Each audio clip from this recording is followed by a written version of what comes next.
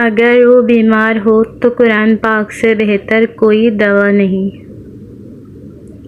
اگر آپ کے گناہ انگنت ہیں تو اللہ عز و جل کی رحمت بھی لامحدود ہے۔ عاجزی اختیار کریں، کیونکہ انسان کی عقل خدا کی پکڑ پر ختم ہو جاتی ہے۔ اگر کوئی شخص آپ سے محبت کر ہی بیٹھا ہے تو اس کو رلانے سے گریز کریں، کیونکہ اس کی آنکھوں سے آنسو نہیں بلکہ قطرہ قطرہ کر کے آپ کی محبت بہتی ہے۔ سجدوں سے تعلق بناؤ، دنیا داری میں فقط گناہوں کی لذت ہے۔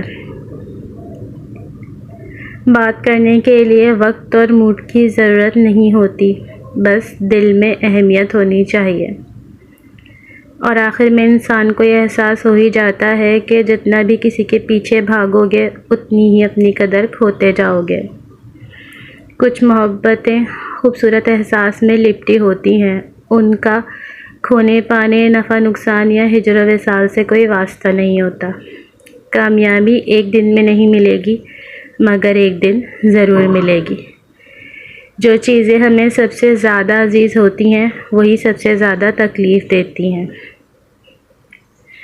ہر انسان الگ ہوتا ہے، خود کو نکھارنا اور سنوارنا اچھی بات ہے، مگر یہ سب اپنے لیے کریں، کسی بے پرواہ انسان کے لیے نہیں۔